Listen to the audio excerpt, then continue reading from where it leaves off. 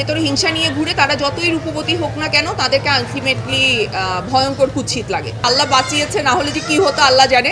আর আমি আবার ড্রাইভ করছি, আমার ড্রাইভার নাই। আমি এই ঈদের দিন থেকে আজকে পর্যন্ত এভরিডে ড্রাইভ করে করে সব জায়গায় গেছি। মানে যা তা অবস্থা, আমি অত ভালো পার্ক করতে পারি না। মানে আমাকে যে আল্লাহ রহম করে যে কেউ না কেউ থাকে, তারা আমাকে হেল্প করে। আশেপাশের ড্রাইভার যারা থাকেন, দারোয়ান যারা থাকেন, গার্ড যারা থাকেন, তারা হেল্প করেন। আমি খুবই কষ্ট করে পার্ক করি এবং এই বারবার মানে এক এক জায়গায় যেতে আমার ভীষণ কষ্ট হয়ে যাচ্ছে। আমার ড্রাইভার কালকে আসবে, সো আল্লাহ আমাকে বাঁচাবে আর কি। পরশু আসবে, নট কালকে।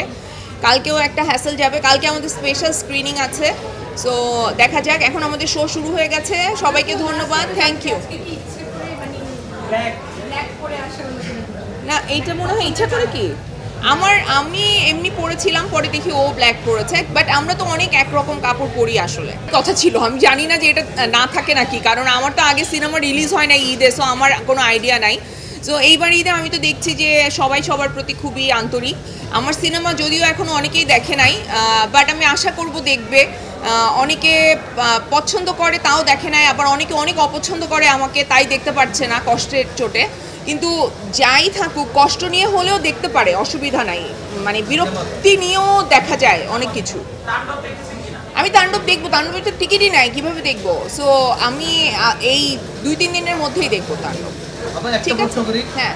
ছোট প্রশ্ন, মানে যেহেতু আপনি যে বলছিলেন যে স্ট্রাগলটা যাচ্ছে সিনেমা বা সবকিছু মিলিয়ে নিজেকে গাড়ি চালানো সবকিছু মিলিয়ে, আপনার কাছে যদি স্পেসিফিকলি জানতে চাই, যেহেতু মেয়েকে সাথে নিয়ে একবারে আসা, সিনেমা দেখতে আসা, এই সময়টাকে তো এনজয় করতে, আর নিজেকে মেনটেন করার জন্য কি করেন আসলে এই সময়টাতে, কীভাবে? রেগুলার ওয়ার্কআউট করছি। আর এইটা ওইটা না, কাপড় ধোয়ার একটাই সলিউশন, চাকা অল ইন ওয়ান। নিজেকে শান্ত রাখার জন্য কিছুটা সময় মেডিটেশন করছি। আর হচ্ছে আল্লাহর কাছে 100বার শুকরিয়া করছি, কারণ অডিয়েন্স আসছে, এসে সিনেমাটা দেখছে, আমার এই সময়টার কর্মফল, এবং ভালো কথা বলছে। আল্লাহ বাঁচিয়েছে, না হলে যে কি হতো আল্লাহ জানে। আর এই তো। আপনার কাছে যদি জানতে চাই, সৌন্দর্যের সংজ্ঞা কি আপনার কাছে?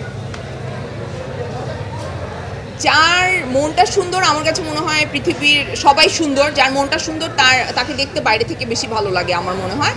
বা যারা ভেতরে হিংসা নিয়ে ঘুরে তারা যতই রূপবতী হোক না কেন তাদেরকে আলটিমেটলি ভয়ঙ্কর কুৎসিত লাগে। Thank you. হ্যাঁ, চলো চলো।